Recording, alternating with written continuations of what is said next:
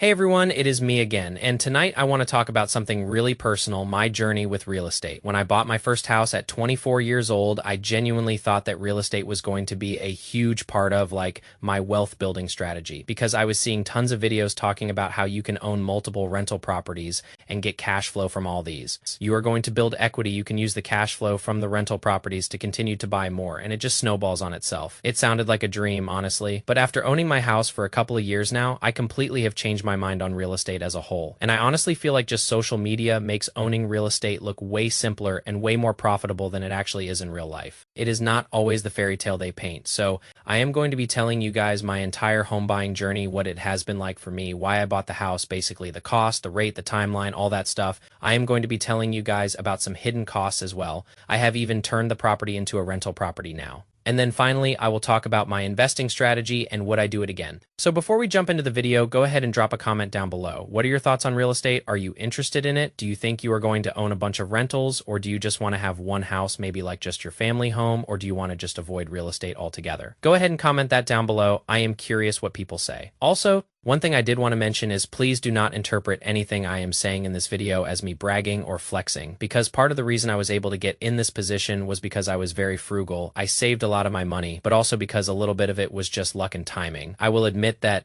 I am not going to sit here and act like I was some total genius that knew how to navigate the real estate market like a beast. This was my first house. I did get very lucky in the position that I got into. So just please be aware of that. I am not trying to brag or flex at all because that stuff is cringy, but I did want to at least share my journey with real estate. All right, so jumping into the first section here, why I bought the house in the first place. So for me, I initially thought that I was going to build my wealth with 50% real estate and 50% the stock market. So if I had $1 million net worth, I thought $500,000 of that net worth would come from real estate and the other 500,000 would come from stocks. And so because of this, one of my goals was to try to buy my first house before I turned 25 years old, and I wanted to make sure that I did it all on my own. Nobody was helping me. I didn't go halves with a girlfriend I was dating at the time. I didn't have a wife helping out. My parents did not help me out. I wanted this to be all on me. I wanted to go through the process all by myself. That way I could look back and say that I did this on my own. That was really important for me in a little 30-second rant here. It is actually a huge pet peeve of mine when somebody gets help from their family for buying a house and then they pretend like they did it all on their own. It is like, no, your parents gave you $50,000 for a down payment.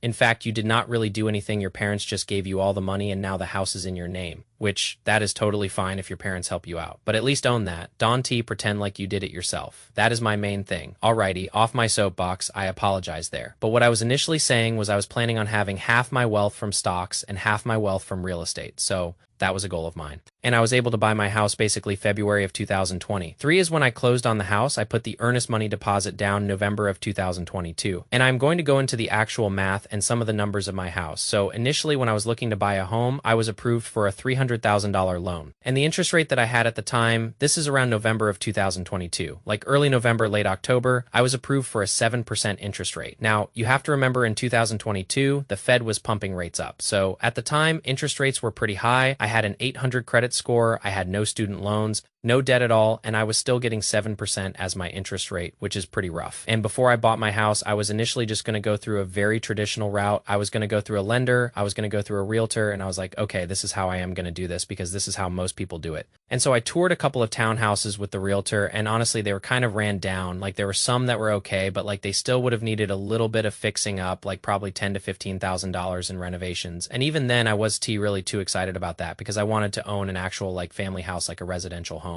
I didn't want to own a townhouse because with condos and townhouses, there is HOS just like a residential house, but typically they tend to be higher. That is not always the case, but at least the area I was looking in, the HOAs were a lot higher. They would be a couple hundred a month. So what I ended up actually doing was I ended up going through a builder. Now, if you do not know what that is, these are really large companies. These are companies like Dr. Horton, Lennar. There is another company called Pulte Group or NVR, KB Home. There is a bunch of companies like this. And basically how a builder works is they buy a bunch of land in an area. They build up a bunch of houses in that area, and they are basically doing it in bulk. The same way that Costco can sell you something where you buy it in bulk, but then they are selling the per unit item at a cheaper price. That is what builders can essentially do. That is how it was explained to me when I was buying the house. And so the reason that I went through the builder at the time was because I got offered a way lower rate. They were going to cover closing cost, and they covered an additional $3,000 on top of that. And so the purchase price that I ended up buying this house for, It is a 3-bed, 2-bath house. It is about 1,500 square feet, is $260,000. It is a 30-year loan, and the interest rate on that is 4.875%. So you can already see that I am very intrigued by this deal because I went from a 7% interest rate to 4.8%. So I am saving a lot of money in interest there. But one thing that was kind of interesting when we looked at the math and I sat down with like the representative of the builder, basically, we looked at different down payment options. We looked at 5%, 10%, 15, 20 FHA, like 3.5%, what all of that looked like. And what was interesting was that if I put 10% down with a little bit of fees and some small stuff, it was going to be $27,000 total. And the math on that actually made more sense than me putting 20% down, because had I put 20% down, I would have had to put $54,000 in, but the monthly payment would have only dropped like $200 less. So if you do 27,000 divided by 200, it is basically an 11-year timeline for that math to actually make sense. And I knew this was not going to be my forever home. I was definitely not going to live in it for 11 years. I knew I would convert it to a rental property eventually. I just did not know exactly when, but I knew probably within like 2 to 5 years I would. So that is the deal I ended up going with. I ended up putting $27,000. That was the down payment as well as closing costs, anything like that. And again, they covered the closing cost, but any like little fees and stuff like that. So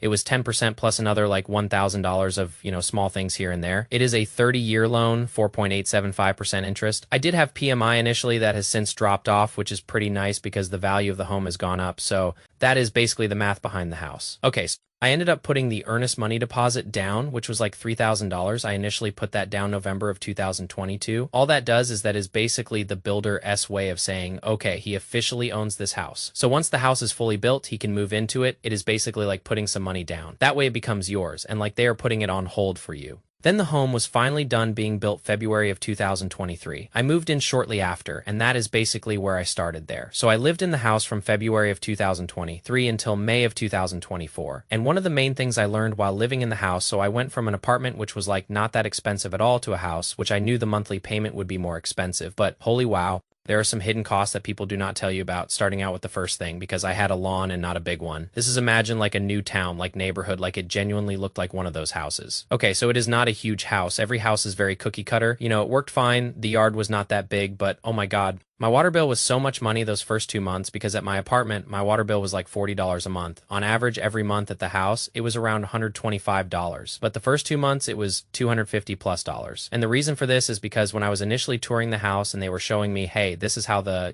water system works, they had it watering 3 times a week, 3 times a day. So it basically watered 9 times a week. Okay. And that stuff cost so much money, I was pissed. So I ended up completely changing it. I would only water the grass basically like twice a week, one time for like 6 minutes or something like that. Like I had to reduce it a bunch in order to get the water bill down. But that was the first thing that bit me in the rear, was how expensive your utilities can be just from small things like sprinklers and, watering the grass. Like, geez, now in regards to the electricity, this actually did not change very much, which kind of surprised me. I thought it would be a lot more expensive, but it really was not that bad. It was pretty normal. I think it was like somewhere between like, I don't know, $80 to $90 a month, which was not too bad because my electricity at the apartment I think was like 60 or 70. And of course the house was a lot larger than the previous apartment I was living in. I mean, the apartment before I was living in, I guess would probably be around 700 square feet. This apartment was again 1,500. So about double the size there. But on top of the water bill being a lot higher, you have the HOAs, which seems like it is pretty hard to get away from those these days. But mine was not too bad. Mine is about $700 a year that I pay once a year. But that is another expense you have to take into account. And then also on top of that, there is lawn care. So either you are going to have to pay somebody to mow your lawn, or you are going to have to, buy a lawnmower and do it yourself. And then I also had to pay for pest control because the house was like kind of near a lake. And so we get a ton of bugs, which was just a pain in the rear. So I would have pest control come out quarterly. That is an extra $120 a quarter. And then on top of all this, your monthly payment for the house can go up every year depending on what state you are living in, because some states increase their property taxes. So for example, if your home is, let's say, $300,000, let's say the next year it goes up quite a bit and it is now worth $350,000. In certain states, they are going to then charge you more in property taxes because your home value went up. So, your home value went up, which is great, but then now your monthly payment goes up. And so that is another thing that you do have to factor in, which should definitely affect your tolerance for how much money you are willing to pay each month. And the thing I have always heard with real estate when you are comparing renting versus owning a home is that the amount you are paying for rent, that is the maximum amount. I mean, you got your rent. Okay. But with your mortgage, that is the minimum amount. I did not realize what that meant until I bought my first house. And I definitely learned from all these things I just listed off to you. And so you always hear people talk about how there is more cost with real estate, but that that definitely came to fruition once I owned my house and saw it for myself, and I am glad I at least learned that lesson pretty quickly and was able to adjust a little bit. So, like I said before, I lived in that house for about a year and 3 months, a year and 4 months around there, and then I turned it into a rental. So, what that process looked like was the very first thing I did was find a property manager. I literally just Googled property managers near me, and I started calling people, and I found a guy that was great. He ended up coming to the house. I showed him around the place. He said, "Okay, perfect. When are you planning on moving out?" "Okay, you are planning on moving out this date. I am going to have people start to tour immediately after. Make sure you have cleaners come in. They will fully clean the house once you are moved out. And then I will put the key in a lockbox, and then that way I can give people tours." So I was like, okay, great. So how the property manager works for me is basically he takes 10% of the gross rent. So if the rent for the tenants is $2,000, he is going to take $200, and then I get the remaining $1,800. That is just as simple as the math goes there. So I move out of the house May of 2024. I only had 1 month of overlap, which was actually not bad at all. And what I mean by this was there was only 1 month where I had to pay my mortgage and pay rent at the new apartment I was living in. So I was able to get a tenant in by June of 2024, which was great. So literally just a month later, I already had somebody living there. And another question some people might have is, oh, well, why did you decide to move out and rent the house? The main reason I decided to move out was because of work. I got a job the previous summer, and I was doing quite a bit of commuting at the time, and I just did not want to make that commute anymore, and I wanted to live closer to my job. So that is the main reason I did that there. So in regards to the cash flow of the property and what that looks like, so year one, I was losing $130 a month. So this is factoring in the property manager taking money off the top, right? Okay, so basically the tenant pays them. He takes his 10% and he pays me the rest. So basically after the property manager would take his 10%, it would cover most of the mortgage, and then I would just pay $130, which really was not that bad. I mean, I was making $85,000 a year, so it is like $65 a paycheck pretty much that was coming out of my pocket. And you have to remember the tenant is paying down the loan too, so that does help. So that was year one. And then year two, I was pretty much break even. We did not increase the rent that much, but basically even after the property manager takes his 10%, then I am exactly break even. This was just coincidence how it worked out there, but that was pretty nice to see. So year two, again, not making any cash flow on it, just basically just cruising on by. I pay the mortgage every month. A couple days later, between the 1st and the 5th, the property manager gives me all that money back. I move it back into a savings account, do the exact same thing the next month, rinse and repeat. Very straightforward. Now, year three, this is actually kind of interesting. I am actually cash flowing a grand $72 a month because we did not increase rents on the tenant. The tenant has been great, and I was actually able to protest the property tax increases. There is companies that can do that for you as well. Also look into that if you are in a state where they do increase property taxes, and so it actually lowered my monthly payment, which is pretty cool. So the tenant is paying the exact same amount as they were last year. But now I am making a little bit of money on the side, which is great. I mean, they are paying down the loan. I am making a little bit of money here and there. It is not a lot of money, but it is definitely cool to be in the green. And I am mainly just saving that off to the side because you do have to pay taxes on this stuff as well, which you have to factor in. So how did all of this change my investing strategy? But one thing I want to be very clear about is I have already made a video kind of talking about why I think real estate is overhyped. So I am not going to sit here and go down a huge tangent. Feel free to check out that video if you want. But one of the main things I would say, everybody I know that is excited about owning real estate are people who do not own real estate yet. People love to sit there and analyze how profitable a house would be, but it is honestly a huge pain in the rear sometimes. It is one of the few investment categories that requires more money along the way. If I put a $100,000 into the SP 500, I will never get a call from the SP saying, "Hey, you got to put more money in. We made a mistake," or "there is a certain expense that came up." It is extremely passive, and that is why I like investing in the stock market a lot. And don't get me wrong, I understand with real estate there is leverage. There is all these different pros and cons that you can analyze between the stock market and real estate. I will probably make a video on that, sometime in the next month or two. But that is one thing that I am not a huge fan of with real estate, is that you have expenses along the way, which is very annoying. You could sit there and be cash flowing $500 a month off a tenant, which sounds great, but then you have one $6,000 expense come up. Let's say it is an HVAC system, or maybe something with your roof comes up, and before you know it, you just lost all your cash flow for the year, which can be pretty frustrating. So